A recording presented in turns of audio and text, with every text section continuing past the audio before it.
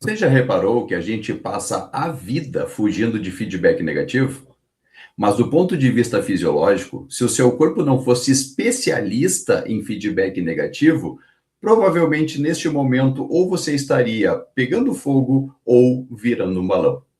Eu sou o professor Daniel Garlip, sou doutor em Ciências do Movimento Humano e vamos então conversar um pouquinho justamente sobre isso.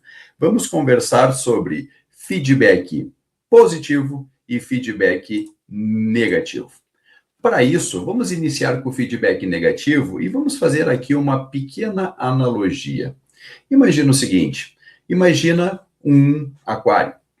Este aquário, a água do aquário, precisa ficar com a temperatura em torno de 30 graus, podendo variar 1 grau para cima e 1 grau para baixo.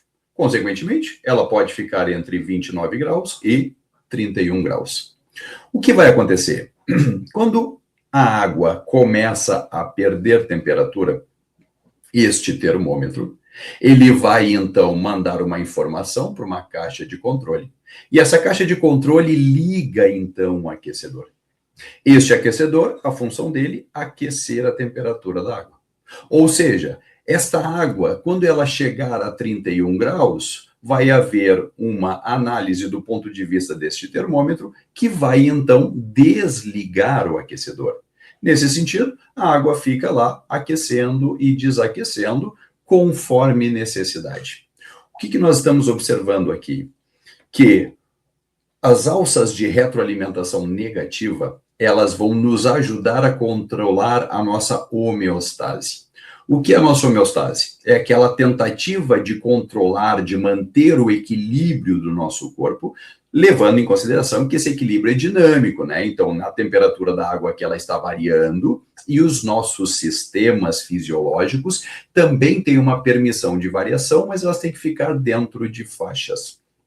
Ou seja, o que faz, então, essa retroalimentação negativa? Ela tenta manter o sistema num ponto de ajuste ou próximo dele. Vamos continuar com essa analogia e vamos olhar o que acontece com a água desse aquário do ponto de vista de um gráfico. Veja, aqui nós temos a temperatura de 30 graus, o que é considerado, então, a faixa normal para essa função. Enquanto a água estiver variando próximo dessa faixa normal, nada acontece. Não existe uma necessidade, então, desse aquecedor ser ligado. O que vai acontecer é que, conforme essa água estiver parada, ela vai perdendo calor até atingir 29 graus. Quando isto ocorre, existe, então, um ligar de uma alça de resposta. E o que é ligar? Eu vou ter um termômetro medindo isso que vai, então, mandar uma caixa de controle ligar o aquecedor.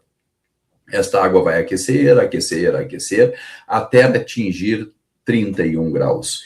Neste ponto vai existir, então, a retroalimentação negativa que desliga a alça de resposta. Consequentemente, esse aquecedor desliga e a temperatura começa a cair, então, até atingir os 29 graus e tudo recomeça.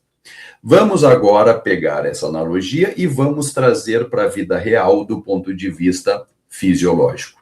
Olha só, quando uma pessoa come e este alimento contém carboidrato, o que vai acontecer? Eu comi, entrou no sistema gastrointestinal, chegou lá no intestino delgado, absorveu glicose e a glicose cai na circulação. Esta glicose, quando cai na circulação, a própria glicose vai lá estimular as células beta do pâncreas para que elas liberem insulina. Libera que a insulina, ela é uma proteína que vai permitir, então, que a glicose possa entrar na célula. Consequentemente, quando a gente olha, por exemplo, para o fígado, a glicose, então, passa a ser absorvida por este fígado e passa, então, a glicose a ser convertida em glicogênio, ou seja, nós vamos estar armazenando glicose na forma de glicogênio no fígado. Quando isto ocorre, caiu a glicose sanguínea, ou seja, houve uma baixa da taxa de glicose sanguínea. Consequentemente, nós vamos inibir as células beta do pâncreas, porque elas não precisam mais, então, produzir a insulina. Nesse sentido, o que acontece? Quando subiu a taxa da glicose, isto é uma alça de resposta. Isto é, o ligar da alça de resposta, que é estimular as células beta a secretar insulina. E também o desligar, então, o diminuir, então, essa informação às células beta do pâncreas é promover uma retroalimentação negativa, desligando, então, essa alça de resposta aqui, porque não tem mais necessidade de insulina. A glicose caiu. Então, pensando do ponto de vista fisiológico, é isso que está acontecendo e a gente analisa a retroalimentação negativa desta forma. Deixa eu te dar mais um exemplo. Vamos lá para as células da paratireoide. A paratireoide, ela vai secretar um hormônio chamado parato-hormônio, ou PTH. Quando que ela vai ser estimulada? Justamente quando houver uma queda do cálcio sanguíneo. Então, o que as células da paratireoide estão medindo? Quantidade de cálcio sanguíneo. Quando essa quantidade de cálcio cai, as células da paratireoide vão secretar um hormônio da paratireoide, o PTH, que cai na circulação. Quando ele cai na circulação, esses hormônios eles vão até lá os ossos e os rins. O que vai acontecer? Nos ossos vai haver uma reabsorção, então vai se retirar cálcio dos ossos e jogar na circulação. Essa informação da paratireoide, ela vai até os rins e vai fazer uma reabsorção do cálcio que nós iríamos excretar via o sistema renal.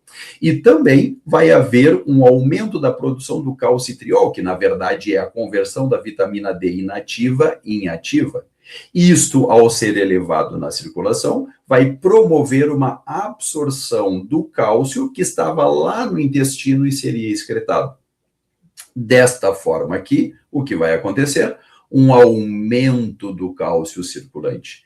Quando isto ocorre, eu vou gerar uma retroalimentação negativa. Por quê? Porque qual era a informação inicial? Quem ligou a queda do cálcio? Agora nós podemos desligar, fazer uma retroalimentação negativa, falando para as células da paratireoide que ela não precisa mais secretar o parato-hormônio, porque não tem mais necessidade de aumentar, então, essa taxa de cálcio circulante.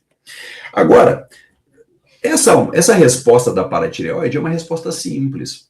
É uma resposta que, olha, eu estou com cálcio baixo, aumentei o cálcio, desligo a informação.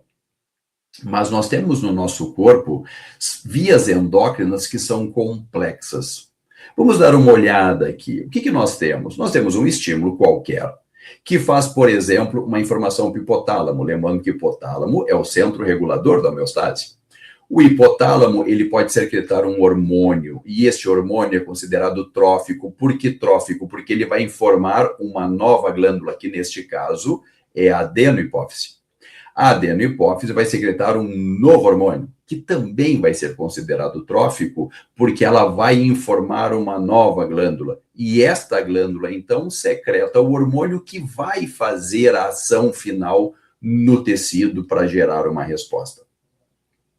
Desse ponto de vista, quando a gente olha uma via endócrina complexa, observe, quando o hormônio da adenohipófise é liberado, este hormônio, por estar subindo, já vai promover uma retroalimentação negativa, informando o hipotálamo de que ele não precisa mais secretar o hormônio dele.